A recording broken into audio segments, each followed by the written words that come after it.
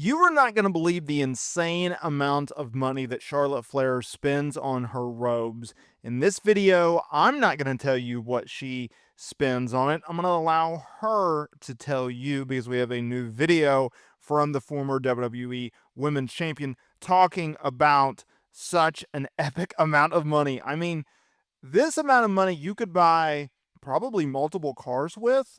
Like, I understand that that's part of her gimmick and it's a tax write-off and hey, save your money how you want to. But I also think there is levels of like being able to really go the extra mile. The robe, so just full transparency here. I've always thought, hey, don't go cheap on your ring gear if you're a wrestler, okay? Probably not the best move to do. However, the robes or the vest or hats or whatever, don't go too full blown on it, right? Like it only goes so far. Does it really enhance your character, your entrance, etc.? I don't think so, right? Like I've seen Chelsea Green talk about how she spends a bunch of money on her ring outfits and her robes and all of the get up that she has. And in fact, she spends so much money that she will just buy a new outfit. She has a rule where she won't wear the same outfit twice on television or PLEs or what have you. I've also always thought that was a little ridiculous. Like, what are we doing? But that's her thing. That's what she likes to do, right? And it's like, okay, with Charlotte Flair, she spends a ton of money. Okay, so this is what Charlotte Flair had to say in a recent interview in regards to how much money she spends And always on her dress robes. for the job you want. What does that look like in? So I have these like ridiculous peacock feather robes, which I'll be working forever to afford them because I like a new one every show. Yeah. Wait, how much does a peacock robe cost? Usually around 15 grand. Wow. Is that not insane? You can buy a very nice used car with that amount of money. You can spend that amount of money on multiple used cars, if you will, if you wanted to. Yet she insists, hey, that's how much I'm going to pay. Like I said, I don't think it's worth it. I don't think it enhances her anymore. However, you could make the argument, well, it enhances her gimmick even more. I disagree. Now, I understand her father, Ric Flair, of course, is someone that always, money was no object, right? You spend as much as you had, Rolexes, private jets, limousines, the whole nine, right? I mean, he made a freaking signature out of it. Charlotte Flair, I understand she needed the robes. $15,000 though? $15,000? That's a lot. That's a lot. Now, do I think that she's doing the Chelsea Green aspect of like, I can't wear this more than, once or more than twice? No. Like if you look at Cody Rhodes, you look at Ric Flair, you look at various characters in which had,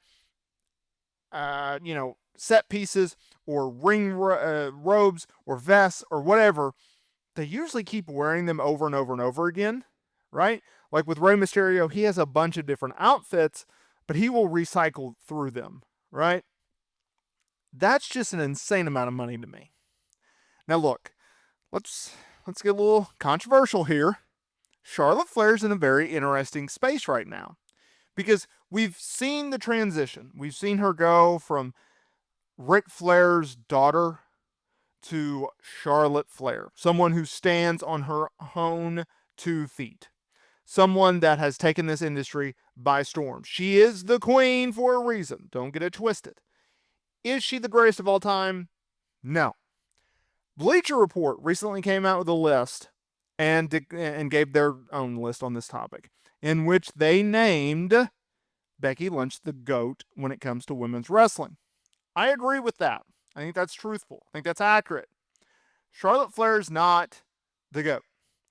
I always thought it was a debate where Trish was the GOAT and potentially Charlotte could be the GOAT, but I always thought that like a Becky Lynch was in the running. I think the reason that Becky takes over that spot is because of the impact in which she's had on the business. If you look at Charlotte Flair, has she always been pushed? Yes. Has she always been pushed as a main eventer? Yes. Has she always won championships and been a top star and given a ton of promo time and a lot of in-ring time and all of this? Yes. Those are all factual things. No denying it. Whether you like her or you don't, whether you respect her or you don't, which, by the way, I think you do or should respect Charlotte Flair. She is one of the best to ever do it. Her character has always been one-sided, in my opinion. And now she may be changing my opinion here, and I'll get to it in a second. Where when we talk about Charlotte Flair, she's always been better as a heel rather than a babyface, right? When she's won her championships, for the most part, has always been as a heel, not as a babyface. She has better promos as a heel. Her character is better off as a heel. She's just a naturally dislikable person. Not to say, and don't get it twisted, I'm not saying she's a bad person or a negative person or an evil person or anything like that. I'm sure she's a nice woman. But the way that she presents herself, it's no different. I made this comparison in the past. She reminds me of The Miz, right? Tiffany Stratton is another one. She comes across better as a heel than she does a babyface. Now, Charlotte Flair's in the middle of a babyface run, and it is starting to get over with the fan base. I think in a large part is due to her connection and her ties with Alexa Bliss. Alexa Bliss, now she, on the other hand, can play a heel or a babyface, and she does both parts very, very well. So if you look at it like that, then okay, we're changing the game. We're talking about it differently, right? I think at the end of the day, you have to look at it from a personal preference. What do you like more? What do you like in terms of, do you like the Charlotte Flair as a babyface or the Charlotte Flair as a heel? I personally like the heel, and history has shown us that she's better off as a heel. So I think as long as you keep this babyface run somewhat short, I think she's going to be fine. I really do, because eventually, I don't see a situation in which Alexa Bliss and Charlotte Flair are just going to split ways and not feud, right? I just don't see that. Now, that's possible, right? They did with Jade Cargill and Bianca Belair. They did with Bianca and Naomi, right?